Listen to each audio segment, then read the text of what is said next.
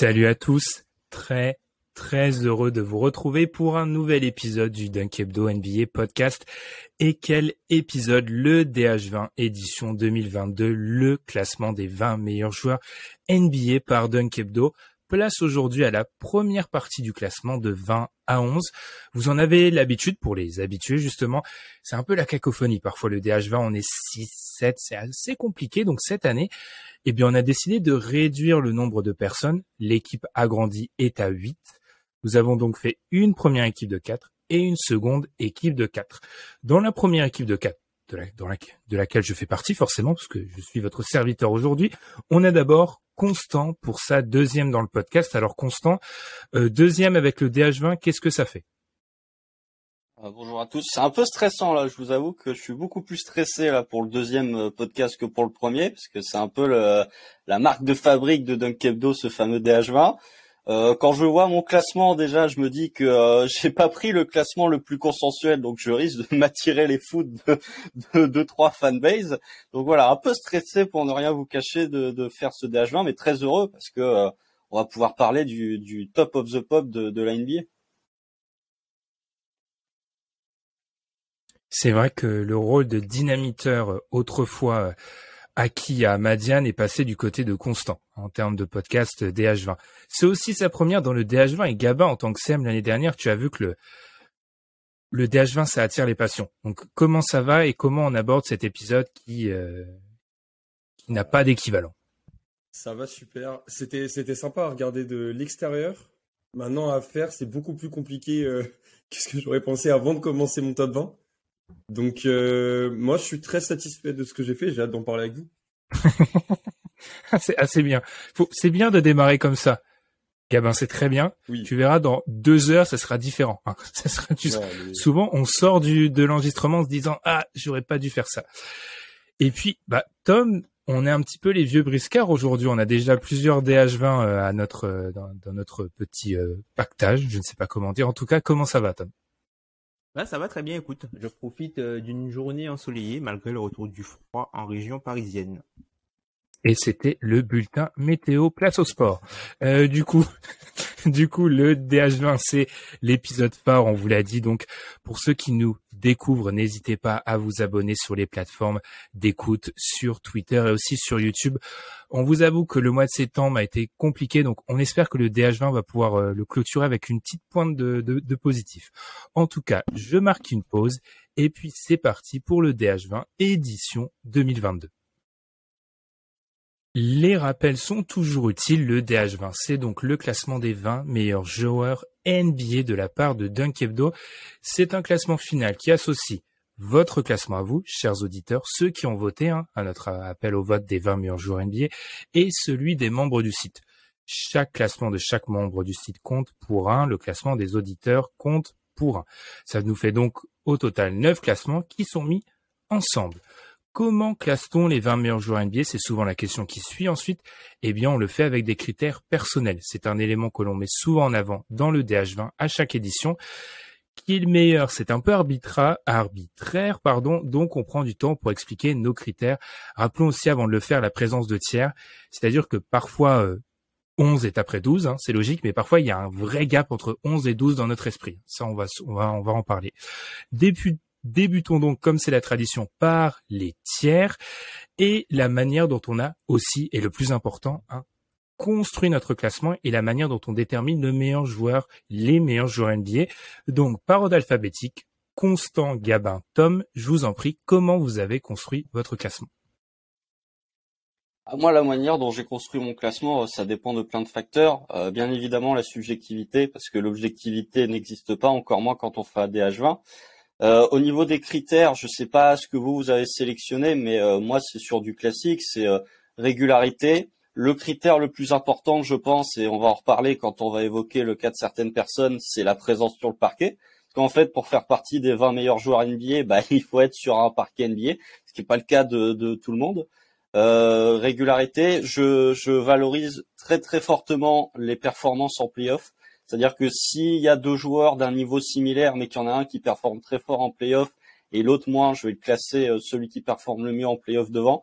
Un point qu'on pourrait presque associer quasiment à de la draft, mais que moi je valorise, c'est le profil et le nombre de joueurs présents sur ce profil.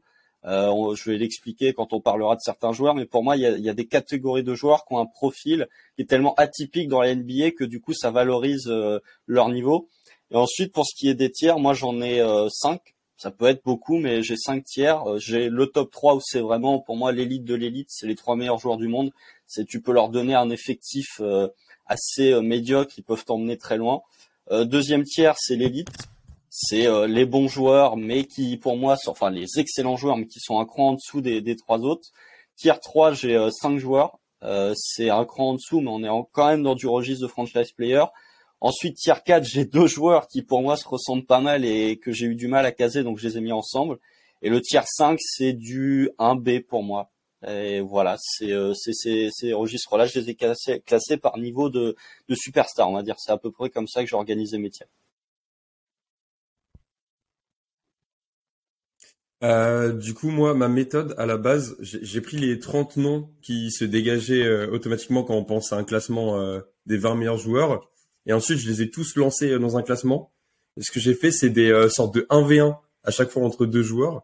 Donc, je comparais 2 joueurs pour savoir si je le montais ou descendais. Un peu comme en EPS au lycée. Je faisais des montants descendantes avec tous mes joueurs jusqu'à ce que naturellement, en fait, ça me forme un classement qui était hyper cohérent. Et après, les tiers, en fait, se sont dégagés tout seuls. Donc, j'en ai 4 quand il y avait vraiment un gap de niveau entre 2 catégories de tiers. Donc, j'ai mon tiers 1 avec 6 joueurs qui finit avec LeBron James, que j'ai peut-être un peu bas cette année. Ensuite, tiers 2. Pas de spoil, Gabin, pas de spoil. Non, Vas-y, non, continue. je ne dis rien. Tiers 2, j'ai 6 joueurs. Et ensuite, en fait, je pense qu'il y a vraiment une démarcation entre 12 et le tiers 3 et 4. La différence n'est pas énorme en fait entre le tiers. Enfin, il y a une plus petite différence de niveau entre le tiers 3 et 4 que le tiers 1 et 2 par exemple, où j'ai trouvé le gap énorme à chaque fois. Et du coup, j'ai peut-être un tiers 3 et un tiers 3,5 qui va de 13 à même 25. Parce qu'au final, il y avait beaucoup de joueurs que j'ai pas réussi à intégrer et qui auraient pu avoir leur place sans problème. Et ensuite, je pense... Enfin, ce que j'ai fait, c'est que moi, je n'ai pas... mis de mauvais points aux joueurs qui étaient blessés.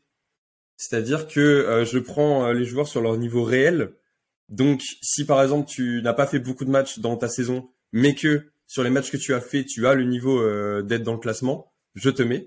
Par contre, à l'inverse, si tu es souvent blessé et que en fait ça se voit sur tes résultats sportifs que les blessures impactent ton niveau de jeu, je te mets. Et ensuite, pour les grosses blessures, donc on parle de Kawhi forcément. Là, j'ai dû baisser un peu par rapport à son niveau réel. Mais voilà, après les blessures, on l'a dit, le classement il peut pas être objectif. Chacun, je pense, a donné des critères différents et les blessures, c'est vraiment quelque chose de difficile à classer. Donc, mais non, assez content de ce que j'ai fait.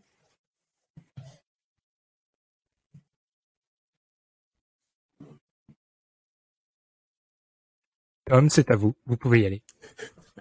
Moi, justement, j'ai fait dans mon classement par tiers, pour la première fois depuis que je fais le DH20, j'ai un tiers vide. Donc moi, j'ai un classement à 7 tiers, dont 6 tiers remplis. Donc j'ai fonctionné vraiment avec un système de rôle, de poste et de niveau cette année, où j'ai donné plus de valeur à certains rôles sur certains postes que en défense et en attaque. Donc du coup, c'est un peu comme ça que j'ai fonctionné, que j'ai pu classer mes joueurs. Mon tiers vide, il est vraiment en dessous du top 10. J'ai un tiers avec des blessés et il est en dessous vraiment du top 10 qu'on arrive au niveau du 11e par exemple. J'ai un tiers vide parce que je trouve que les joueurs qui sont au-dessus, il y a un écart vraiment avec les joueurs qui sont un peu en dessous. Et ensuite, ce que j'ai fait pour pondérer, alors par exemple, cette année, j'ai donné un moins grand écart entre les playoffs et la saison régulière à cause de l'échantillon, puisque je pense que j'ai pas totalement digéré les playoffs aujourd'hui. Il y a toujours le biais, faut assumer les biais qu'on a par rapport à certains rôles, certains types de joueurs et la valeur qu'on pense que certains rôles ont en NBA. Donc j'ai aussi ce critère-là qui a joué. Et puis en attaque, j'ai donné plus de valeur plutôt que de donner un malus plutôt que de donner un malus aux joueurs qui n'ont pas beaucoup joué, ben là j'ai donné un bonus aux joueurs qui ont joué beaucoup de minutes, puisque c'était une période assez difficile à cause, par exemple, de la période Covid. La notion de valeur de remplacement, comme l'a dit Constant, quand tu joues beaucoup de minutes à un certain rôle, ça veut dire qu'il y a des joueurs et tu as une position où ta valeur est moins remplaçable. Ben du coup, ça veut dire que il n'y a pas à chercher une solution à ce que tu ne fais pas quand tu n'es pas là. Donc, c'est aussi important. Et par rapport à l'attaque, j'ai malusé un peu les joueurs qui étaient en dessous de 20% d'usage, puisque je trouve que le côté charge et l'importance de la charge offensive a une importance quand on classe les 20 meilleurs joueurs de la ligue.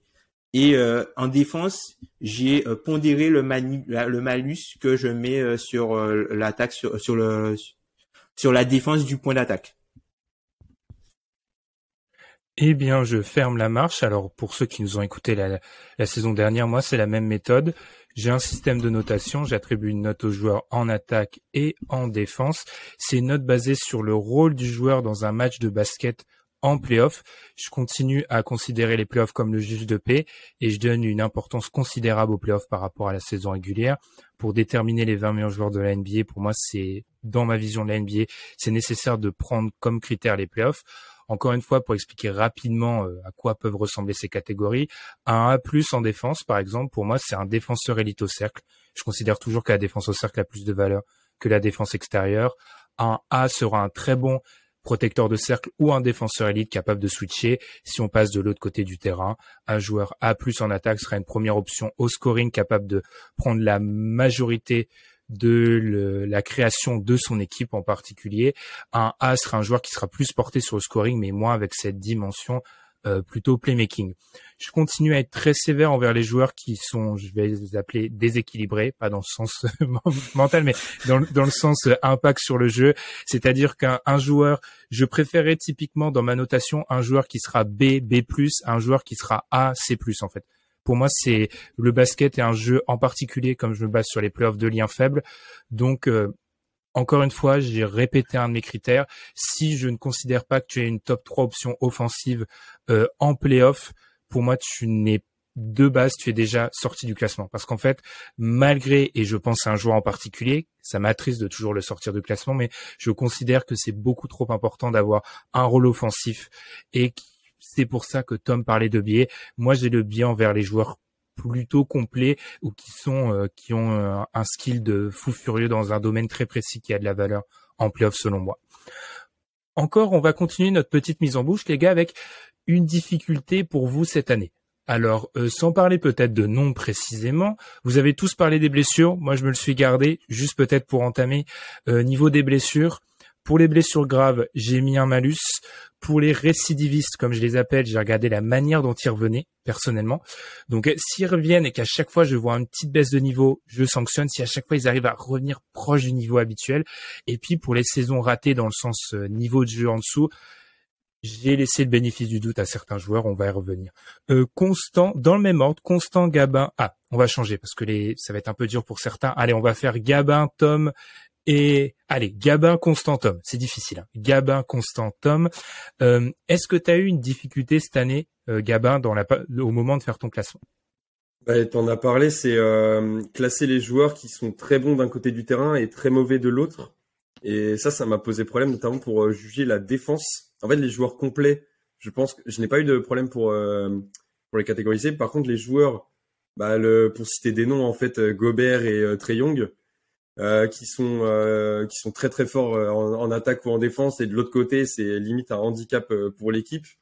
J'ai trouvé ça très très dur à classer. Et en fait, je pense que la balance a penché du côté de l'attaque, c'est-à-dire que j'ai considéré que c'est beaucoup plus important d'être fort offensivement et que par exemple si tu n'es que fort défensivement, tu ne peux pas intégrer le DH20. C'est pour ça que Rudy Gobert n'a pas pu rentrer dans le mien, c'est-à-dire si vraiment tu es excellent défensivement mais qu'en attaque tu n'arrives pas à trouver ton rôle, pour moi tu ne peux pas faire partie des 20 meilleurs joueurs de la ligue. Par contre de l'autre côté, ça passe même si tu es une tanche en défense, si offensivement tu apportes énormément à ton équipe, pour moi ça rentre. Mais c'était vraiment compliqué de juger une bonne défense et une très mauvaise de voir à quel point ça peut impacter le niveau global du joueur. Moi, de mon côté, j'ai eu deux principales difficultés. La première, c'est les blessures. J'avais deux possibilités. Soit j'incluais les gens qui se blessaient souvent dans le DH20, soit je faisais un espèce de tri général et je virais tout le monde. J'ai pris la deuxième option. Je me suis dit c'est mon premier DH20, donc il n'y a pas de. Les gens pourront pas comparer avec mon classement de l'année précédente, donc je me suis dit allons-y, soyons fous, virons tous les multirécidivistes comme tu l'as dit Ben. Et ma deuxième difficulté que j'ai eue, c'est essayer de faire un classement entre l'ancienne et la nouvelle génération. Parce que j'ai vraiment l'impression qu'il y a une nouvelle génération de stars qui est en train d'éclore en NBA. On peut parler des Ja Morant, on peut parler même des Jason Tatum, etc., etc. Comment réussir à classer ces joueurs face à l'ancienne garde, que ce soit du LeBron, du Kevin Durant, etc., etc. C'est difficile d'un côté de pas être trop biaisé par le niveau des années précédentes des anciens joueurs et de l'autre côté ne pas être trop biaisé par la hype qu'on peut avoir sur la nouvelle génération. Donc pour moi, ouais, c'est vraiment une des premières années depuis que je suis la NBA où pour moi il y a vraiment un écart assez important dans le sens où ouais, d'un côté t'as vraiment les vieux loups qui sont là et de l'autre côté t'as vraiment la nouvelle garde qui est en train de pousser très très fort. Et pour moi le plus dur c'était vraiment d'établir un classement qui n'influence pas trop d'un côté comme de l'autre. Pour compléter avant de te donner la parole, Tom, il faut rappeler, je l'ai pas fait dans mon introduction, c'est bien un classement et c'est d'où la difficulté de Constance sur les 20 meilleurs joueurs à l'instant T, maintenant. C'est là où effectivement on peut comprendre l'équilibre est difficile. Tom, je te laisse enchaîner. Alors moi, les deux choses qui m'ont posé problème, un peu comme Constant, la première chose, ça va être la valeur du passé par rapport pour les anciens et aussi le côté versus l'échantillonnage pour les nouveaux. C'est-à-dire que tu as des nouveaux qui ont été très très forts, mais c'est la première fois qu'on les voit aussi forts. Et tu as des anciens qui ont été un peu plus faibles. Alors, est-ce que c'est le poids de l'âge et à quel point, en fait, il faut accorder du crédit au passé pour mesurer ce qu'ils sont capables de faire aujourd'hui? Donc ça, c'était la première difficulté. Et puis la deuxième difficulté, c'est à l'intérieur des tiers, comment, par exemple, classer un joueur qui a beaucoup de minutes, puisque pour moi, c'est un critère qui a été important, le fait de jouer beaucoup de minutes, mais qui a une production moins importante qu'un joueur qui va jouer moins de minutes, mais qui est beaucoup plus fort. Si par exemple, on prend le cas pour citer des noms, Jimmy Butler et Jason Tatum, pour moi, finissent dans le même tiers, mais pour moi, Jimmy Butler, s'il avait joué plus, serait dans un autre tiers que Jason Tatum. Ok, Tom. Eh bien, ça me paraît plutôt clair. Alors, voilà. Les préparations ont été faites, mais on va pas commencer tout de suite, parce qu'on va parler des joueurs, parce que certains sont dans ce cas-là, qui sont dans le DH20 de certains membres du site, mais qui ne sont pas dans le DH20 final, celui qui associe donc le classement des membres du site et le DH20 des auditeurs. On va commencer par un joueur. Et j'avais envie de commencer par lui parce que Brandon Ingram, quand on a publié le classement des auditeurs sur Twitter, c'est le joueur qui est le plus revenu. Parce que il n'est pas dans le top 20 ni dans le top 25 des auditeurs. Tu l'as inclus, Constant, Brandon Ingram. Alors, pourquoi? Ouais, moi je l'ai inclus dans mon classement. Je l'ai 13e ou 14e. Non, je l'ai 15e, Brandon Ingram, dans mon DH20. C'est le dernier tiers. Pour deux raisons qui sont assez simplistes, mais qui pour moi sont très importantes. De un, la physionomie du joueur. Brandon Ingram, typiquement, on est dans une NBA où c'est l'ère des ailiers. Je vois Brandon Ingram qui est un ailier qui est capable de scorer, qui est capable de créer, qui est capable de défendre quand il a un peu envie, ou en tout cas qui sera jamais une liability en défense. Moi, j'évalue ça de manière beaucoup plus positive que, on va y revenir, un énième arrière scoreur qui défensivement peut être négatif. Et le deuxième point, et qui fait que là, pour le coup, j'ai peut-être cédé à une certaine hype, c'est ces playoffs en fait. Ces playoffs, j'ai été impressionné par les playoffs de Brandon Ingram parce que 27 points, 7 rebonds, 7 passes face aux Suns. Et aux Suns, l'année dernière, bon, il y a eu évidemment l'effondrement face aux Mavs. Mais en termes de capacité à défendre sur des ailiers, les Suns sont peut-être l'équipe la plus fournie de la ligue. Et quand je vois ce que Brandon Ingram a été capable de faire sur cette Suns, face à du Michael Bridges, face à du Cameron Johnson, face à du Jay Crowder, j'étais vraiment impressionné de ce qu'il a fait, tout en étant efficace, parce qu'il a 58% de true shooting. Donc ouais, moi je suis vraiment très impressionné par la campagne de playoff de Brandon Ingram, et son profil me le fait rentrer dans le DH20 sans trop de difficulté, pour être tout à fait honnête. Tom, un petit mot sur Brandon Ingram. Alors, il n'est pas dans ton classement. Est-ce que il a fait partie de la réflexion? Oui, il a fait partie de la réflexion. Moi, je l'ai pas intégré pour deux raisons particulières. Alors, la première, c'est la notion d'échantillonnage. Alors, je suis d'accord avec Constant pour tout ce qu'il a montré sur les playoffs. Il a été exceptionnel sur les playoffs, mais ce qu'il a montré en playoffs et je trouve est totalement différent en fait de ce qu'il a montré en saison régulière. Alors peut-être que c'est une histoire de match-up. Je pense que le joueur a aussi progressé entre le premier jour de saison régulière et le moment où on arrive en playoff. Mais c'est vraiment le côté échantillonnage, moi, qui m'a fait. S'il avait produit ça pendant toute la saison, je pense qu'il serait très haut. Il aurait été très haut. Ça, c'est la première raison pour laquelle je l'ai pas. Et en fait, la deuxième raison, c'est que je pense que peut-être que c'est un joueur que j'ai pas assez vu en saison régulière par rapport à d'autres. Donc du coup, ne sachant pas, je me suis abstenu. Plutôt que me baser uniquement sur ses playoffs, j'ai préféré me laisser ce droit d'attente. Mais c'est un joueur que j'ai considéré et qui est dans mon septième tiers, mon sixième tiers vide, mais dans mon septième tiers qui est très très grand. D'ailleurs, c'est quelque chose cette année, je trouve que le tiers qui commence peut-être à partir de 15, 16, tout ça, il est beaucoup plus grand que les années précédentes. Parce que je pense qu'on est dans une période de stand-by, comme l'a dit Constant, et que c'est là, beaucoup de gens nous l'ont dit, on est un peu dans cet entre-deux. Je vais introduire mon joueur et je vais faire réagir Gabin parce que ça m'intéresse de savoir pourquoi Gabin ne l'avait pas. Moi, c'est Donovan Mitchell, que j'ai inclus dans mon classement, qui était 19e en 2020, 20e en 2021, 24e chez les auditeurs. Seulement 2 membres du site l'ont inclus dans leur classement, donc moi-même 16e et Amine 15e.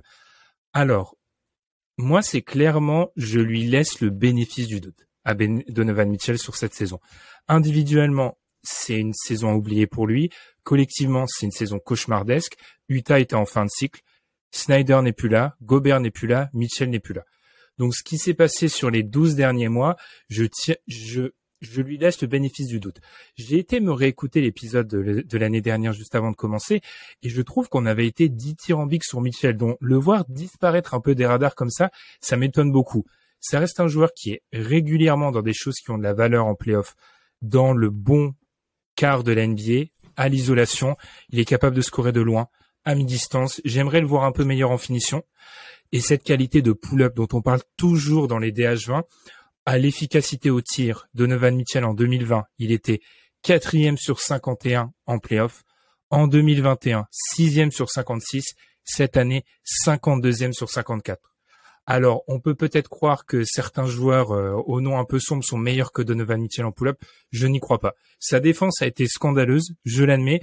Là où, pour un peu paraphraser Constant par rapport à des énièmes arrières qui ne défendent pas, là où je lui donne un peu de crédit à Mitchell, c'est que on l'a déjà vu, et je sais, c'est la subjectivité sur le joueur qui parle, le faire, et que je trouve que par rapport à certains joueurs présents, il n'est pas si négatif que ça par rapport à eux. Donc Mitchell, je le continue à le mettre là, mais comme beaucoup de joueurs dans cette partie du classement, c'est le bénéfice du doute. Il ne peut pas reproduire cette même saison, autrement il sortira automatiquement de mon classement. Gabin, dans ta technique de 1v1, dans le Street Fighter NBA, Mitchell aurait été un joueur qui, je pense, aurait pu avoir son mot à dire. Pourquoi tu ne l'as pas dans ton DH20? Bah déjà, il était très proche d'y rentrer. En fait, pour être honnête, il y a 3 joueurs que je voulais rentrer que je n'ai pas pu. Il y a pas forcément d'ordre entre les 3, mais les 3 auraient pu. C'est Gobert, Kat et Mitchell.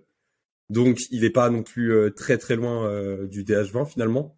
Maintenant, en fait, je me dis, moi, j'ai énormément jugé sur les playoffs et la saison 2022, sauf pour les joueurs où on a eu des blessures. J'ai regardé un petit peu ce qui s'était passé en 2021 pour juger.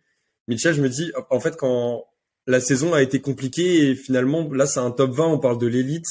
C'est quand t'as autant de difficultés dans une saison, et encore je dis autant, c'est un excellent joueur, mais là on parle des 20 meilleurs, et pour y rentrer, il faut faire une meilleure saison que ça. Maintenant, l'année prochaine, il peut tout à fait y rentrer, et même arriver 15e, 16e, 17e, enfin déjà se positionner dans le classement, si avec Cleveland il y a une bonne dynamique et que ça repart super bien. Mais voilà, je l'ai pas mis, il est pas passé loin, c'est pas mais c'est pas non, ça aurait pas été scandaleux s'il était dans le DH20, j'aurais accepté. C'est qu'à ce niveau de concurrence, si tu es pas, c'est inexcusable une saison comme ça. Inexcusable, je mets de grosses guillemets, je comprends. Ça pénalise très très fort. Si le joueur était encore plus fort, si par exemple il était top 10 l'année dernière, bah il y a un joueur dont on va parler après, mais si tu dégringoles mais que tu viens de très très haut, tu peux pas sortir. Lui, Donovan Mitchell, il était quand même dans la seconde moitié du DH20, il fait une saison compliquée. Et pour moi, il y a d'autres joueurs, il y a le pack en fait entre les joueurs 13 et 25, il est très stacké, il y a beaucoup de noms. Et du coup, c'est pénalisant de faire une mauvaise saison, tout le monde peut te passer devant à tout moment. Ok, ben dans cette liste, parce que on va l'appeler le détonateur constant, à ajouter un autre nom. Alors, je suis content de l'ajout de ce nom parce que je l'ai aussi dans mon DH20 cette année. C'est Jaylen Brown que tu as rajouté, Constant. Alors, pourquoi tu nous as classé Jaylen Brown 13e? Jaylen Brown 13e. Alors, pourquoi la question est répétée, donc c'est pas très radiophonique. Pourquoi Jaylen Brown est 13e? C'est simple. Quel est le meilleur Celtics des finales NBA? Je pense qu'on est à peu près tous d'accord pour dire que c'est Jaylen Brown. Non, mais sans vouloir tracher, sans vouloir envoyer un tact à Jason Tatum, qui dans mon classement est très très haut. Mais pour moi, le meilleur Celtic sur ces finales, c'est Jaylen Brown. Donc il y a un moment où, et même les playoffs de manière générale de Jaylen Brown sont quand même ultra solides. Donc pour moi, oui, que dans mon classement, si je mets à profit les playoffs avant tout, pour moi, Jaylen Brown est très très haut. Et encore une fois, c'est pas la première saison, même si tu prends le contexte de saison régulière, c'est pas la première saison où Jaylen Brown est performant. Alors, il a franchi un palier cette année, mais déjà les saisons précédentes, je pense, il méritait pas une place dans le DH20, mais il était déjà très performant. Pour moi, un joueur comme Jaylen Brown qui, malgré le fait qu'il y ait Jason Tatum à côté, qui est capable de tourner à 30% d'usage tout en étant efficace, même s'il y a des moyens de progression, et en étant un bon défenseur, pour moi, c'est dans le DH20 en fait. Parce que voilà, tu parlais de Donovan Mitchell, Ben par exemple. Pour moi, il y a moins d'écart en attaque entre Jaylen Brown et Donovan Mitchell qu'il y a d'écart en défense entre Jaylen Brown et Donovan Mitchell. Donc pour moi, ça fait que ouais, t'as un défenseur qui est plus à Jaylen Brown, tout en ayant un attaquant correct. Donc pour moi, t'ajoutes ça, le profil plus les performances en playoff, ça fait que pour moi, il mérite sa place dans ce DH20. Alors je l'ai dans mon dernier tiers, je l'ai pas non plus mis très haut. Il pourrait être 13 comme il pourrait être 19, mais pour moi, il mérite sa place. Je comprends. T'es dans la team Jaylen Brown, donc je ne peux pas je comprends ce que t'as voulu dire avec Mitchell. Après, je pense que ce que fait Mitchell à un très haut niveau a plus de valeur que ce que fait Brown, mais je comprends l'idée. Tom, je t'ai vu faire des petits... Alors, faut être sur YouTube pour voir ça, mais Tom fait des petits mouvements d'épaule sur certains propos. Est-ce que Jaylen Brown, tu l'as pas dans ton classement? Je sais que globalement, dans l'équipe, il est apprécié, Jaylen Brown. Donc, même question, est-ce que tu y as pensé? Et du coup, qu'est-ce qui a fait le cut n'a pas été réalisé par Jaylen Brown? Bah oui, pour moi, il est dans le même tiers, c'est mon même gros tiers à partir de la 15e position. C'est juste que son nom n'est pas apparu, mais enfin c'est interchangeable et pour moi ça me pose pas question. La raison pour laquelle j'ai un peu donné, c'est par rapport à Tatum, c'est-à-dire que visuellement, je pense que Brown a été beaucoup plus à l'aise parce que les Warriors se sont plus attelés à stopper ce que faisait Tatum que lui. C'est-à-dire que le système des Warriors était fait pour contrecarrer ce que faisait Tatum et que ce que faisait Tatum était était plus risqué pour eux que ce que pouvait leur faire Brown, aussi bon soit-il dans ce qu'il fait. Je sais pas si c'est bien clair ce que j'ai voulu dire. C'est juste pour ça que j'ai deviné. Alors, pour moi, c'est vrai que c'est dur que quand on regarde, par exemple, les DH20, qu'il y ait autant d'écart entre ces deux joueurs. Je pense que, par exemple, en termes de niveau, je pense il y a pas, genre, 2 ou 3 tiers d'écart entre Jaylen Brown et Jason Tatum aujourd'hui. Mm-hmm. Mais je trouve que Jaylen Brown, c'est vraiment un très, très fort joueur. c'est un bon ball handler, c'est un bon deuxième ball handler, qui a beaucoup progressé. Comme tu dis, Constant, il y a des axes de progression, mais pour moi, il est pas encore, enfin, personnellement, je lui ai préféré, par exemple, des joueurs comme Karl Anthony Towns ou Pascal Siakam, par exemple. Eh bien, les noms sont donnés et on va entrer dans le classement, mais pas tout de suite. On va commencer par le 21. Karl Anthony Towns, parce que cette année, on vous a demandé un 21e, parce qu'on a souvent remarqué que, allez, dans le 20, on essaye, voilà, on se bat pour sa paroisse, on met son petit joueur et c'est un peu embêtant pour nous. Donc cette année, on a mis un 21 et celui qui se classe 21 cette année, c'est Karl Anthony Towns. Un peu à l'image de l'année dernière, ce qu'on va faire, c'est qu'on va, de manière totalement cordiale, on va se faire affronter deux membres de l'équipe, deux membres de ce podcast qui l'ont de très très loin, l'un et l'autre. Et aujourd'hui, par rapport à Karl Anthony Towns, alors que je suis en train de tout casser autour de moi, c'est Gabin. Tu ne l'as pas, mais tu viens de nous le dire, hein, il était très proche. Et toi, Constant, qu'il a eu 14e. Je vais commencer par toi, Gabin. Pourquoi Karl Anthony Towns, il s'est rapproché du classement, mais il l'a pas fait? Rappelons que Towns a cette particularité de faire des allers-retours constants sur les 3 dernières années, sans jeu de mots avec constant. C'est-à-dire que Karl Anthony Towns, on l'avait eu en 2020 pas loin. En 2021, on l'avait à nouveau eu très loin. Là, on l'a à nouveau pas loin. Alors, comment tu expliques ça, Gabin, et comment il peut se stabiliser? Kat, comme j'ai dit, il était pas loin, il aurait très bien pu rentrer, et là, il est 21e. Je trouve que c'est sa place. C'est pas mal. Maintenant, il a fait une bonne régulière. Moi, je l'ai pas trouvé transcendant en playoff, malheureusement. Je pense que les Grizzlies étaient à sa portée et il aurait dû élever son niveau pour passer ce tour, qui était faisable à mon avis. Enfin, 21,8 points, c'est pas... Quand on est l'option 1 d'une équipe en playoff, je trouve que c'est trop peu pour vraiment faire monter le niveau de son équipe. Et maintenant, cette saison, moi, je l'ai trouvé fort, mais il y a eu une baisse de niveau, j'ai l'impression, en playmaking. C'est-à-dire que quand il a été beaucoup ciblé par les défenses adverses, il y a eu beaucoup de prises à deux et à chaque fois, il n'arrivait pas à s'en sortir. Il faut qu'il arrive à arrêter de perdre trop de ballons, à trouver ses coéquipiers. Et mais je pense que cette saison, j'ai très hâte de voir ce qui va se passer avec Gobert. Je pense qu'on va avoir en fait une autre version de Karl Anthony Towns qui va avoir un autre rôle à titrer. Et je pense, en fait, il a beaucoup bougé. Si l'année prochaine, c'est l'année de la confirmation, c'est-à-dire que c'est l'option 1 d'une équipe qui arrive top 4-5 de l'Ouest et qui fait avec un 4 qui fait d'énormes playoffs, là, il va pouvoir rentrer dans le DH20, mais de manière forte, pas avec sa place de 21e. Mais pour l'instant, voilà, je l'ai pas trouvé énorme en playoff et c'est pour ça qu'il est juste aux portes de mon DH20. Constant, vas-y. Alors, pourquoi chez toi, du coup? Et il rentre pas qu'un peu, il rentre 14e. Towns, alors pourquoi? Il rentre 14e, mais après, il est dans le dernier tiers, donc il aurait pu être 14e comme il aurait pu être 19e. Hein. Ça, c'est... Mais pour moi, je le mets 14e pour une raison très simple, encore une fois, c'est le profil. Enfin, Tom en parlait très bien, si Karl Anthony Towns n'est pas là, il est irremplaçable en fait. Encore chez les Wolves, mais même dans n'importe quelle franchise NBA, en fait, il y a peu de joueurs qui sont capables de faire ce qu'est capable de faire Karl Anthony Towns sur le même poste. Donc moi, j'évalue le profil très très fortement. C'est pour ça que je le classe aussi haut. Je trouve que sa saison régulière est quand même assez exceptionnelle.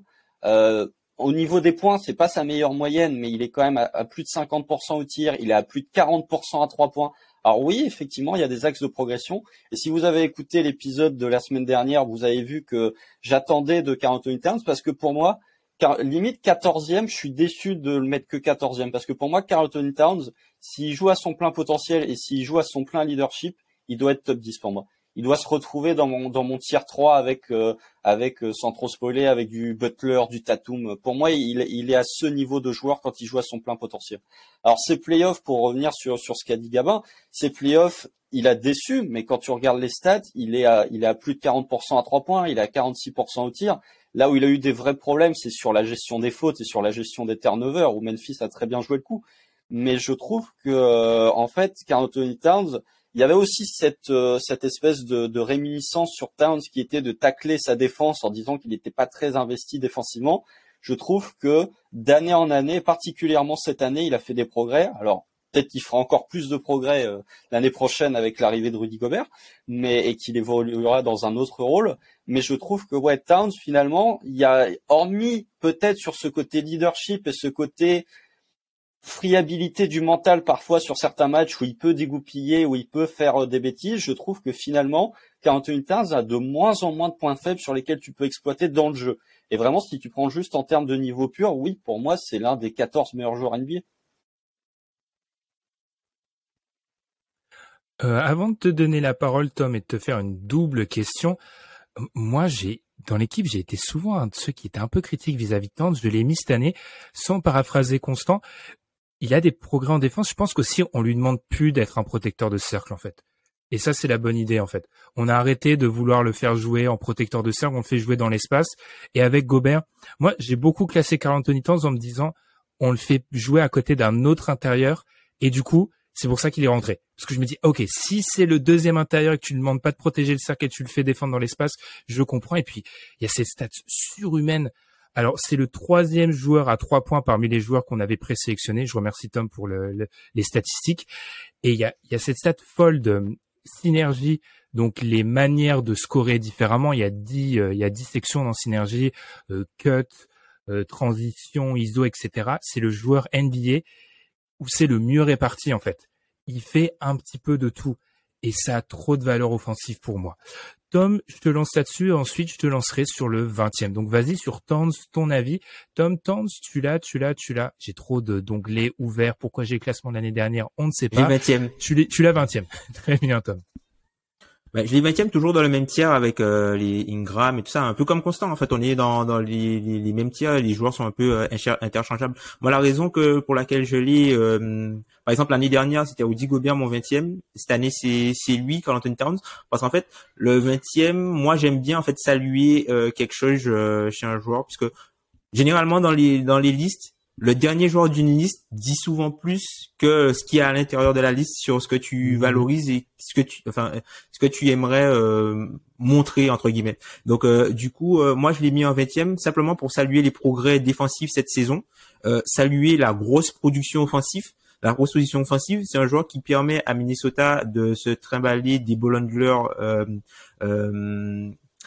beaucoup moins efficaces que la moyenne, enfin du moins qui sont en dessous de la moyenne en termes d'efficacité, et d'avoir une équipe compétitive qui te permet aussi de jouer avec des non-shooters autour de toi pour faire les tâches défensives. Donc moi je trouve que c'est quelque chose sur lequel il a beaucoup progressé, sur l'activité en défense, le fait de défense dans l'espace. On a bien vu que c'était pas un drop big.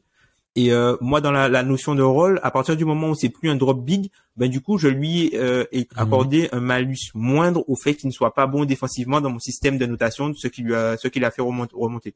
Sachant que offensivement, voilà, c'est un joueur qui a été très fort en playoff. Il a empêché Memphis de jouer avec Steven Adams, donc il a enlevé une force de l'équipe adverse, même si sa production offensive à lui a été moindre que ce qu'il y avait, ou du moins il a été moins régulier sur les matchs, mais il a fait de très gros matchs, Karl Anthony Towns, et je trouve que il va vraiment dans le bon sens, mais qu'offensivement il est tellement au-dessus de la moyenne. Quand tu prends les joueurs à plus de 27% d'usage, le seul joueur qui a un plus gros true shooting que lui, c'est Nikola Jokic. Voilà. Eh bien, après un épisode l'année dernière, on avait été un peu dur pour lui, un peu de love, comme nous disent plus les jeunes, pour Karl Anthony Towns. Allez, on en est bientôt à 40 minutes. Il est temps d'entrer dans le classement. Je vais rester avec toi, Tom, et puis je vais être obligé de donner la parole à Gabin après, parce que c'est un fier représentant du Nord. On rentre en 20e avec Pascal Siakam. Pascal Siakam, il a quelque chose de très intéressant. C'est que le DH20 des auditeurs est, de manière assez surprenante, très très bien représentatif. Alors, pas très surprenant parce qu'on a eu beaucoup de votants cette année, mais le DH20 des auditeurs a 19 noms du DH20 final. À une exception près, c'est le 20e, c'est Pascal Siakam, qui est d'ailleurs présent dans 5 des 8 classements des membres du podcast, et le hasard a fait que nous 4 ici présents l'avons. Tom, pourquoi tu penses que Siakam, parce que Siakam n'est pas juste pas présent dans le classement des auditeurs, il en est très très très loin de rentrer dans le classement des auditeurs. Pourquoi tu penses qu'on l'inclut, nous, et que les auditeurs ne le font pas? Là encore, je dirais trois choses. La première chose, c'est la valeur du profil. Je pense que Pascal Siakam, c'est un profil qu'on valorise tous un peu. C'est un two-way player à l'aile. Donc, c'est quelque chose qui est plutôt rare dans l'NBA et qui est un bon niveau. Si on prend le rôle, c'est quelqu'un qui est un deuxième initiateur de niveau bon. Alors, c'est pas quelqu'un qui est élite, mais de niveau bon. Il a beaucoup progressé sur le playmaking. Et en défense, c'est quelqu'un qui pourrait être labellisé en tant que switch big et qui a la polyvalence de pouvoir jouer 3, 4, 5. Moi, ce que j'aime beaucoup avec Pascal Siakam, c'est qu'il a la capacité d'attaquer sur les 5 postes. On l'a vu attaquer des meneurs, on l'a vu attaquer des arrières, on l'a vu attaquer des ailiers. Il est bon, c'est un peu un joueur métamorphe, c'est-à-dire qu'il prend en fonction de l'équipe, puisque on va pas se leurrer, Toronto est dans un système très particulier avec leur projet 6ix9ine, et en fait, si lui n'avait pas toutes les capacités, toutes les qualités qu'il a pour faire en sorte que les autres joueurs puissent jouer autour de lui, je pense que ça fonctionnerait beaucoup moins. Donc, il y a cette valeur de profil-là. La deuxième chose que j'ai considérée, c'est le volume de minutes jouées. Parmi tous les joueurs de la playlist qu'on a sélectionné, donc il y a à peu près 34 joueurs, c'est le 3e total. Les seuls joueurs qui ont joué plus que lui, je crois, c'est DeMar DeRozan et attendez, ouais, DeMar DeRozan. Ah, cette plaie des onglets ouverts, Tom, c'est voilà, la plaie des onglets. Voilà. C'est tout à tous les DH20. Et Jason Tatum. DeMar DeRozan et Jason Tatum, alors que Pascal Siakam, il a commencé la saison blessé. C'est quelqu'un qui a amélioré aussi, moi je trouve, là où je lui ai donné un bénéfice, c'est quelqu'un qui a amélioré sa scalabilité, c'est quelqu'un qui a tiré à 48% dans le coin à 3 points. Donc c'est quelqu'un qui peut être servi et servir de finisseur d'action.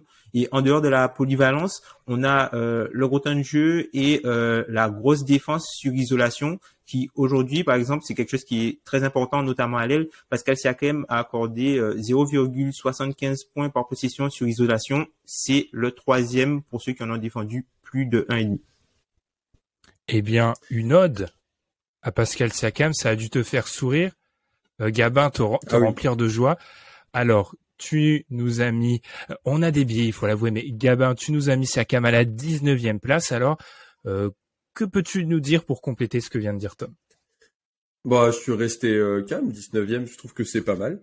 En fait, pour expliquer pourquoi les gens ne l'ont pas forcément dans leur top, je pense que cette saison, en fait, chez les Raptors, il y a beaucoup de joueurs qui ont fait parler. On a eu la saison Rookie of the Year de Scottie Barnes, on a eu Fred VanVleet All-Star, et en fait, Siakam a pas fait un début de saison exceptionnel. Bah, d'abord, il était blessé, et ensuite, le début de saison, je l'ai trouvé, il était vraiment au service des autres. Il a pas forcément explosé lui-même.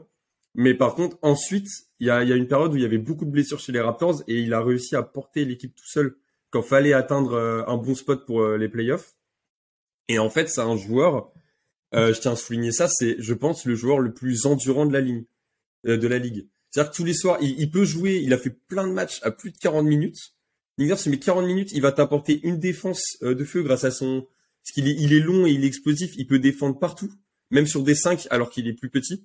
Donc il fait des défenses d'enfer, ça switch beaucoup et ensuite en attaque, c'est le principal créateur offensif et donc en fait, il fait tout sur le terrain, il t'apporte énormément de choses pendant 40 minutes par soir souvent. Et ça c'est exceptionnel et il y a beaucoup d'équipes, je pense, qui aimeraient jouer avec ce type de profil. Et donc non, Siakam, j'en veux pas aux auditeurs s'ils l'ont pas mis, vous ouvrirez les yeux un jour ou l'autre et puis c'est pas grave. Ce qui est très surprenant en regardant le profil de Siakam, je l'ai vu 3e au nombre d'ISO joué cette année en saison régulière derrière Luka et Shai. Shai transition, et oui, hein, ça se prépare un DH20. Shai, je vais aller du côté de Constant. Tu as Siakam.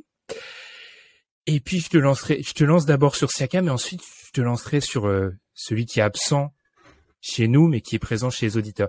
Siakam, pourquoi tu l'as? Est-ce que c'est encore une question de rôle? C'est ça, Constant? Bah, c'est un peu un mélange de ce qu'a dit Gabin et de ce qu'a dit Tom. Déjà, je tiens à saluer Nick Nurse pour être le dernier des Mohicans, entre guillemets, puisque c'est le dernier coach NBA qui fait jouer 40 minutes ses starters en saison régulière. Lui, la gestion des minutes, globalement, il en a pas grand-chose à faire. Donc voilà, salutations à lui. Bravo, le dernier des résistants. Non, Pascal Siakam, moi je l'ai 16e, je l'ai dans mon dernier tiers, tout simplement parce que, comme l'a dit Tom, en fait, t'as un two-way player qui tourne à 6 passes par match et qui est capable de mettre 24 points de moyenne tous les soirs. Donc là encore, le profil et le joueur, je l'évalue trop. Pour moi, c'est vraiment un quel joueur est capable de faire la ligne statistique qu'a fait Pascal Siakam cette année, tout en ayant autant d'impact en défense? Il y en a très peu. Finalement, peut-être qu'un Tatum pourrait faire ça, mais bon, si on parle de Tatum, on parle vraiment du top 10 NBA. Donc ouais, pour moi, je suis fan de ce qu'a fait Pascal Siakam. Je m'attendais pas, pour être très, très honnête, vous m'auriez dit il y a un an, tu vas mettre Pascal Siakam 16e de ton DH20. Je me serais dit, mais qu'est-ce que c'est que cette take absolument horrible? Mais force est de constater qu'il m'a fait mentir. Le seul point sur lequel je ne l'aurais pas mis j'aurais pu le mettre plus haut, et le seul point sur lequel il gagne pas des spots, c'est que j'étais un peu déçu de ses playoffs, pour être honnête. Et je trouve que, déjà, il y a ces playoffs qui étaient un peu plus décevants, et je trouve quand même que, effectivement, c'est un peu la pièce centrale de ces Raptors, mais ça tourne quand même très bien, les Raptors. Il y a beaucoup de bons joueurs à côté, et je trouve que Pascal Siakam bénéficie quand même de cette équipe des Raptors qui tourne très très bien. En dehors du spacing des Astros. C'est vrai, tu l'as dit. Je pense qu'avec Siakam, on arrive à identifier clairement le joueur qu'il serait dans une équipe.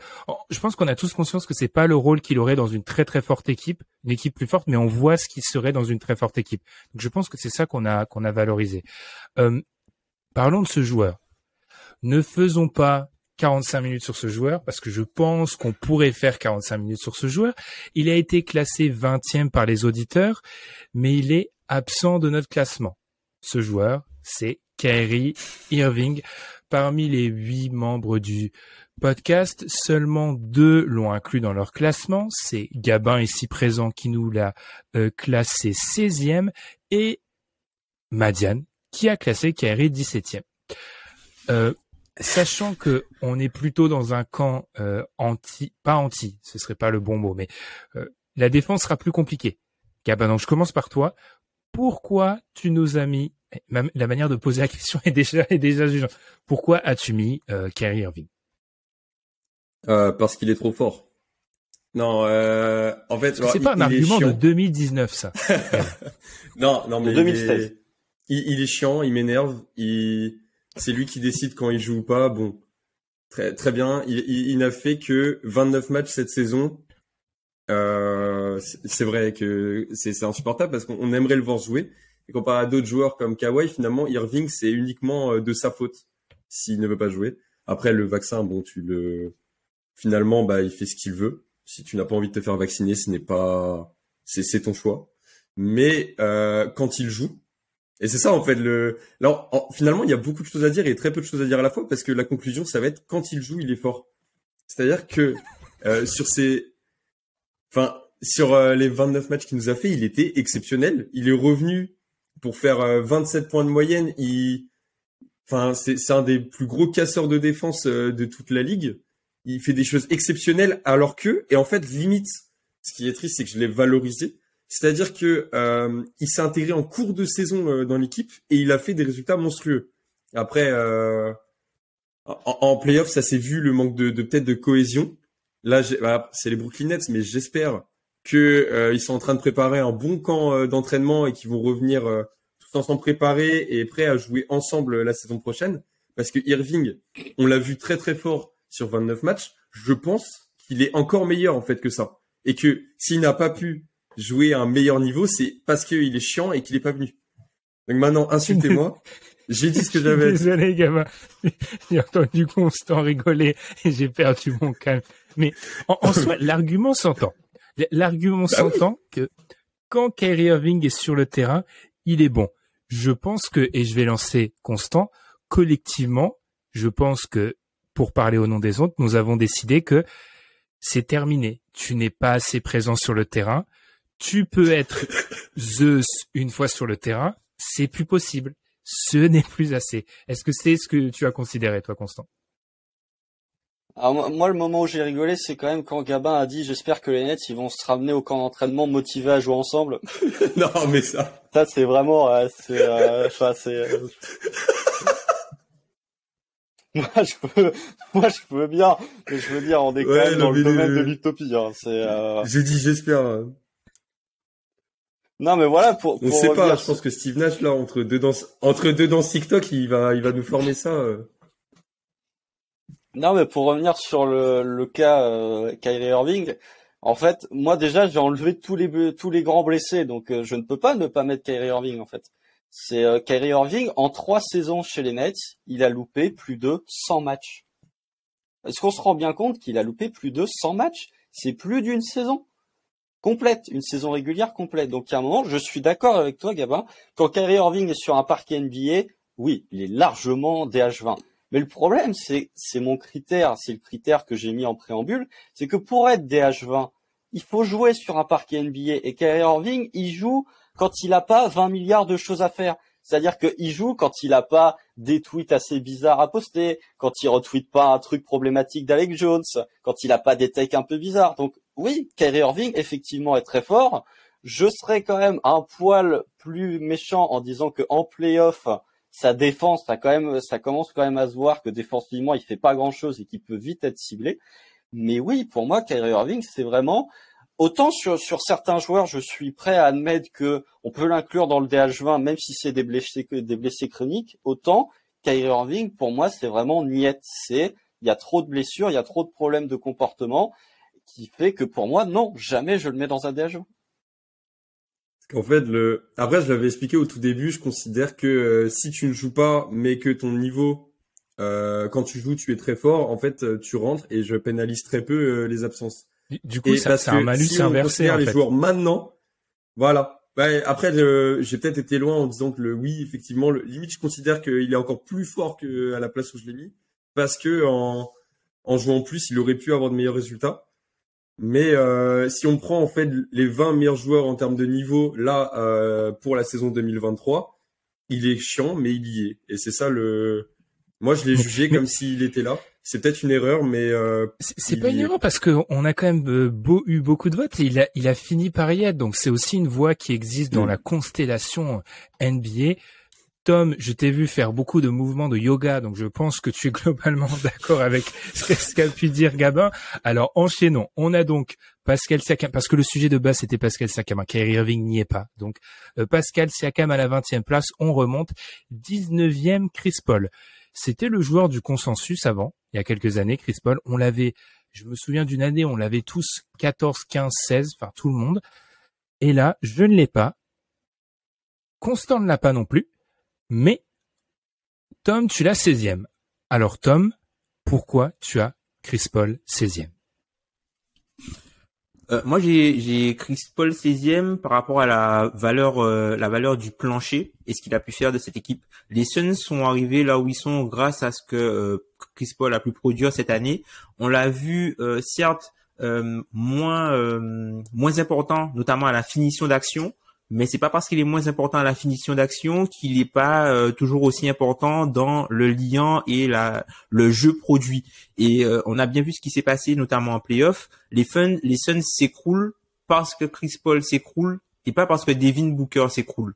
Parce que c'est vrai que sur le premier tour, déjà en saison régulière, le clutch, c'était Mr. Clutch. Encore une fois, hein, les Suns ils font une saison régulière extraordinaire. Chris Paul est fort. Très très fort. En fin de saison, il se blesse un petit peu. Il arrive pour les playoffs. Devin Booker se blesse.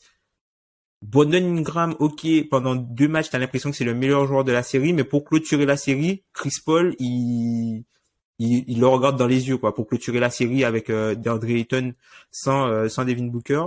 Il le regarde dans les yeux. Et après, on voit ce qui se passe pour Dallas. Il domine totalement sur les 2 premiers matchs, avec notamment Luka qui se fait ridiculiser sur des switches où il est ciblé sur des 1 contre 1. Et ensuite, Chris Paul, à son anniversaire, il s'écroule et on n'a plus revu les mêmes Suns. on n'a plus du tout revu les mêmes Suns, et je pense que c'est cette importance-là, en fait, que plus que le côté statistique, même si bon, c'est un joueur qui est efficace, on a vu sa valeur dans le mid-range pour clôturer des matchs et pour clôturer des séries, mais plus qu'en fait sa propre production, c'est ce qui se passe dans son équipe quand lui n'est pas bon. Et c'est ce que j'ai voulu valoriser en le remettant là.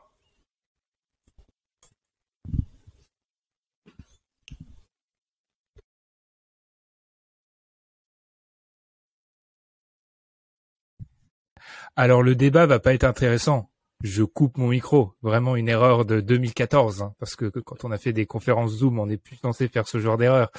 Euh, alors, je l'aurais mis dans mon classement, clairement sans les blessures. Mais je me suis fait le récapitulatif des blessures de Chris Paul en play-off. Remontons à 2015, ouvrons les almanachs. 2015, blessure au match 7 contre les Spurs. Il gagne le match, il rate les 2 matchs de la série d'après, son équipe, les Clippers à l'époque, sont éliminés. 2016, se casse la main contre les Blazers, élimination au premier tour. 2018, face aux Warriors, la fameuse série, blessure à la fin du match 5, élimination. 2021, blessure au premier tour contre les Lakers, on apprendra plus tard qu'il s'est blessé aussi en finale de conf à la main. 2022, suite à la défaite contre les Mavs, on apprendra qu'il jouait blessé. Alors bon, la blessure suite à une élimination scandaleuse, on l'a déjà eu par de la part de d'autres joueurs. Est-ce que c'était vrai? On ne sait pas. Ce qui fait donc que sur les 8 dernières campagnes de playoff de Chris Paul, il a été blessé 5 fois. Il a été épargné à 3 reprises, 2017, un seul tour, saison régulière où il rate 21 matchs, 2019, 2 tours, saison régulière où il rate 24 matchs. C'est-à-dire que Chris Paul, soit il se blesse pendant la saison régulière, soit il se blesse en playoff, soit les deux. La seule saison où il a été à peu près en bonne santé, c'est 2020. Constant pourra confirmer. C'est le petit signe, c'est en 2020 où il fait une saison régulière et un tour de playoff en bonne santé. Sur 8 saisons, c'est plus possible en fait. C'est un joueur qui a le talent pour y être, mais j'avoue que moi, je n'ai même pas considéré son nom en fait. On est à un stade où je peux plus considérer. Dans mon DH20, un des préambules, c'est aussi la capacité à faire 2 mois à très haut niveau en fait. 2 mois, c'est en gros, imaginons, c'est la campagne de playoff. À ce stade de sa carrière, je ne crois pas en Chris Paul comme un joueur qui est capable de faire 2 mois à très haut niveau. Je n'y crois plus. Gabin, tu l'as aussi très haut. Est-ce que c'est la même logique que Tom, pour Paul? C'est-à-dire, alors oui, il est souvent absent, mais quand il est là, c'est assurément un joueur du DH20. C'est exactement ça. Comme je l'ai dit tout à l'heure, les blessures, je ne pénalise pas forcément. Après Chris Paul, ça commence à se voir, mais c'est... En fait, la saison était tellement incroyable de la part des Suns que j'ai des Booker et Paul très très haut. Parce que même s'ils ont de choc en playoff, en fait, ce qu'ils ont montré tout au long de la saison était incroyable. Chris Paul, c'est un joueur qui élève le niveau de chaque équipe dans laquelle il est passé. Enfin, quand il a été tradé au Thunder et que finalement on se demande, non mais attends, c'est le Thunder qui a gagné le trade parce que Chris Paul emmène l'équipe en playoff et a failli passer les Rockets de Westbrook pour qui il avait été échangé. Là, je me suis dit, non, mais Chris Paul est incroyable. Et cette saison, il a monté le niveau de l'équipe. Les Suns ont été injouables pendant toute l'année. Maintenant, en playoff, oui, du coup, il jouait blessé et en fait, il a choisi le pire moment pour se blesser, comme d'habitude. Parce que le match 7 contre les Mavs, il est explosé. Enfin, toute la série contre les Mavs, j'ai du mal à partir de la moitié de la série. Et le problème, c'est que c'est ça l'image qu'on va retenir de Chris Paul.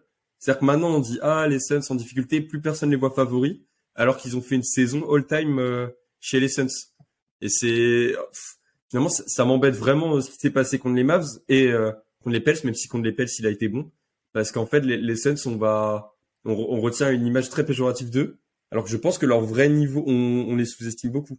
On les sous-estime pas, mais ils ont montré qu'ils sont bien meilleurs que ce qu'ils ont fait en playoff, en fait. Et en grosse partie grâce à Chris Paul. Je nous trouve un peu tendre. Allons au 18e. Ça va être un peu plus corsé. Démarre des Rosanne. Là, on va s'amuser. 11e chez Constant. Je ne l'ai pas. Absent l'année dernière, et pas un peu absent, hein. Persona non grata. Invisible. Il rentre très fort, Démarre des Rosanne. Constant. Je te pose une question, sachant que je suis contre toi, je suis juge et arbitre, c'est totalement scandaleux.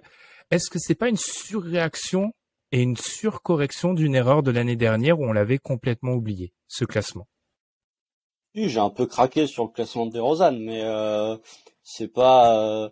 En fait, en fait, le problème de DeMar DeRozan, c'est que je voulais le mettre en parallèle avec un joueur qui ne sera pas. Si, il sera. On va l'évoquer d'ici quelques minutes, mais avec un joueur qui joue du côté de Memphis, parce que je trouve que les deux ont des parallèles dans leur qualité, dans leur espèce de dichotomie en fait. Parce que il faut être honnête, la saison de DeMar DeRozan cette année aux Bulls, elle est quand même exceptionnelle. 27 points, du mid-range partout. Tu parlais, Tom, de production en termes de minutes. DeMar DeRozan, tous les soirs, il était là pour Chicago à mettre des mid-range, à aller gratter des lancers, etc. On a bien vu les Bulls quand DeMar DeRozan n'était pas là, ou en tout cas quand il était sur le banc, c'était très compliqué. Zach LaVine, pour moi, n'a pas rempli son rôle de deuxième meilleur joueur qui peut porter l'équipe quand DeRozan est dans un moins bon soir ou quand il est pas là. Donc pour moi, oui, DeRozan, c'est un joueur qui doit rentrer dans le DH20. Alors 11e, c'est peut-être un peu haut, pour être honnête, mais pour moi, il mérite sa place parce que déjà le profil, encore une fois, qui est capable de faire ce que DeMar DeRozan fait en NBA?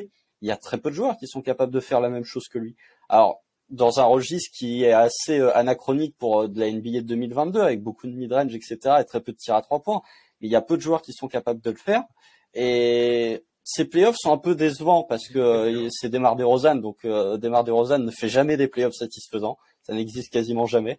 Mais je trouve que ouais, il mérite sa place juste pour sa saison régulière et aussi parce que c'est DeMar DeRozan quoi. Enfin, en début de podcast, je disais que fallait faire ce tri entre l'ancienne génération et la nouvelle génération. Je trouve que DeMar DeRozan fait partie des meilleurs joueurs de ces 6 ou 7 dernières années et que trop souvent on oublie de le mentionner. Donc oui, je le mets haut parce que je savais que vous allez le mettre un peu bas et que quelque part je voulais rendre hommage à DeMar DeRozan et à l'exceptionnelle saison régulière qu'il a faite du côté de Chicago. Ah ouais, on est déjà première année de constant, on est dans de la stratégie à long terme sur l'influence du classement des autres. C'est échec en 5D là. Bah alors moi, comme je suis opposé à Constant dans ce débat, dans ce duel, moi j'ai vraiment l'impression que entre un joueur qui était donc, si on extrapole, 27e, disons du DH20 il y a l'année dernière, et qui se retrouve 18e, le jump il est pas justifié en fait. Je trouve que l'année dernière, il était trop bas, et je trouve que cette année, il est peut-être un poil trop haut. Alors encore une fois, ça vient de mon obsession pour les playoffs, parce que la saison régulière de DeMar DeRozan, elle est exceptionnelle, et je pense aussi qu'il y a un petit côté rédemption avec ses fins de match qu'il a su accrocher, là où il y a toujours cette image de DeRozan, choke, etc. Donc accrocher des fins de match très visibles, très TikTokable, bah je pense que ça a beaucoup d'importance pour lui. Et puis il y a un niveau de jeu incroyable. C'est un joueur qui a su jouer dans une équipe de Chicago où il y a eu beaucoup de blessés. Après, moi, mon problème, c'est que c'est globalement le même joueur, en fait. C'est que les soucis défensifs sont encore là en play-off. Il est moins passeur qu'à San Antonio parce qu'on avait besoin de son scoring. Il a cet aspect passe là, mais encore une fois, les statistiques avancées, notamment en isolation, s'effondrent en play-off. En fait, c'est le même joueur et il est pas loin du DH20 et je souscris à tout ce que dit Constant, mais c'est le même joueur en fait, c'est le même joueur que j'ai pas inclus les années précédentes, qui est un peu plus fort cette année, mais qui a toujours des points négatifs qui m'empêchent de l'inclure, points négatifs qui sont la défense et la scalabilité, je vais utiliser un mot tomesque, de son jeu. Après, il est beaucoup plus fort. Il est dans le même rôle. On va dire qu'il est dans le même rôle, mais je pense que dans son rôle, s'il était puissance 4, là il est passé puissance 5 par exemple. Et je pense que c'est ça aussi que Constat a peut-être voulu valoriser, puisque là c'était vraiment un initiateur de très haut niveau. Cette année, DeMar DeRozan. En plus, il était présent. Voilà, c'est le numéro 1 au nombre de minutes jouées parmi la pré-liste de 34 qu'on a. Et par exemple, il a joué 2 fois plus de minutes que Paul George, par exemple. Donc, voilà. Alors c'est quelqu'un qui, certes, non, non, c'est juste un fait. C'est juste un fait. Mais donc non, je comprends ce qu'on t'en dit, et puis je te comprends aussi dans le sens où voilà, le côté playoff, on a vu comment Milwaukee a défendu une équipe qui était menée par DeMar DeRozan. C'est-à-dire que lui, on le prend et on laisse tout le monde shooter. Et c'est ce qui s'est passé. Il y avait pas assez de shooting et malgré, il était surhumain sur tout le jeu intermédiaire, le mi-distance et tout ça. Ça a pas suffi parce qu'arrivé en playoff, tu es contre la crème de la crème, t'as les meilleurs ailiers sur toi et malheureusement pour lui, l'équipe qu'il avait autour de lui ne lui permettait pas de s'exprimer au mieux, quoi. Notamment sur toute la conclusion de tout ce qu'il arrivait à créer dans le jeu intermédiaire. Donc je pense qu'il est un peu plus fort que l'an dernier, mais je trouve que, le bond qu'il a fait, notamment sur le mi-distance, c'est n'importe quoi, DeMar DeRozan cette année sur le mi-distance. C'est quelque chose qui est important et c'est n'importe quoi ce qu'il a su faire là-dessus. Donc je pense que c'est bien de le saluer, même si il y a encore du manquement sur la défense, parce que quand on prend si on prend par exemple sa défense et son rôle défensif. Son rôle défensif, c'est le gars à cacher sur le moins bon joueur adverse, en fait, aujourd'hui. C'est ça sa problématique. Eh bien, Gabin, un ancien joueur du Nord, est-ce que tu as un petit mot avant qu'on marque une petite pause, parce que ce podcast sera très long. Donc, est-ce que tu as un petit mot à ajouter? Il me frustre, hein. Chaque fois, c'est la même, que ce soit Toronto ou Chicago, en playoff, ça va pas. Et ça va pas. En fait, on a dit que ses playoffs étaient moyennes. Il a quand même fait un match 2 contre Milwaukee à 41 points. Il était sur une autre planète. Maintenant, en fait, il aurait même pu gratter encore plus de places, je pense, si le reste des matchs étaient pas au même niveau. On peut pas lui demander ça. Mais à 30 ou 28 points par match, là, je pense qu'on n'en parlerait pas de la même manière. Parce qu'en fait, ce qui va lui coller à la peau pendant tout le reste de sa vie, c'est sa capacité à devenir moins fort en playoff à chaque fois alors qu'on l'attend. Et là, on s'était dit, il a fait un gros gap, nouvelle équipe, nouvel environnement. On s'était dit, c'est l'année, finalement, bof. Le premier tour, après, il y a eu des absences côté Chicago, mais le premier tour, je m'attendais à un peu plus de répondants du côté des Bulls. Donc, un peu déçu, mais j'ai hâte de voir la saison prochaine parce qu'il va peut-être pas gratter beaucoup de place, mais il peut confirmer, en fait, le fait qu'il soit bien un des 20 meilleurs joueurs de la NBA. Je pense je m'avance jamais. Je pense qu'il en grattera pas parce que c'est son plafond, en fait. Il y a son plafond, ouais. Pour moi, c'est le plafond de DeMar DeRozan. C'est le DeMar DeRozan avec les limites qu'il a, et je laisserai à Constant, du coup, le mot de la fin. DeMar DeRozan avec les limites défensives et en termes de la manière de jouer dans un match de playoff et notamment l'ISO, où il est élite à 93e pourcentile en saison régulière et où il descend moyenne, voire en dessous. Pour moi, c'est le plafond de DeMar DeRozan. Je sais pas. Oui, je pense qu'il a atteint une certaine forme de plafond, déjà de par son âge, est-ce qu'il va vraiment progresser? Après, on parlait de la défense de DeMar DeRozan. Quand tu vois la construction du roster des Bulls, tu te dis, avec toutes les absences, c'est pas à lui d'être... c'est le gars à cacher, mais t'as quand même Caruso, t'as quand même Lonzo Ball, t'as beaucoup de joueurs. Si on parle des errances défensives, je pense que ni Zach LaVine ni Nikola Vucevic sont des très grands défenseurs non plus. Donc il est pas tout seul. Et pour moi, le contexte. Alors bien sûr, les playoffs de DeMar DeRozan sont décevants, mais il faut aussi voir le contexte. Chicago arrive en playoff quand même à bout de souffle entre les blessures, les minutes jouées. Ça a vraiment été une longue saison régulière du côté de Chicago, encore plus pour DeRozan. Il faut voir l'adversaire. Ils arrivent face aux Bucks. Les Bucks qui, globalement, eux, se sont pas reposés les pieds, mais en gros, ils sont pas allés à pleine balle pendant la saison régulière. Et là, ils sont arrivés en playoff, ils ont tout démonté. Donc pour moi, c'était vraiment pas... Tu m'aurais mis DeMar DeRozan face aux Hawks, par exemple. Je suis pas sûr qu'il fasse une série de playoffs au moins bonne. Je pense qu'il aurait pu être dans des standards plus élevés. Donc ouais. Pour moi, il y a évidemment ces playoffs sont décevants, mais il y a quand même le contexte de la saison régulière de Chicago plus l'adversaire en face qui peuvent expliquer cette contre-performance en playoff.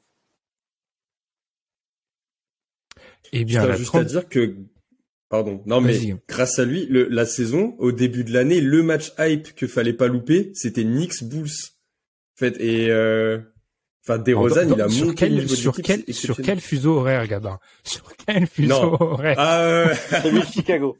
Mais au tout début de la saison, je me souviens que le match qu'il fallait voir, c'était Bulls Knicks. C'était exceptionnel. Et on l'attendait. En tout cas, on va marquer une petite pause et puis Non, Constant m'a glissé une petite passe décisive en parlant d'Atlanta. On se retrouve tout de suite pour parler du 17e du classement.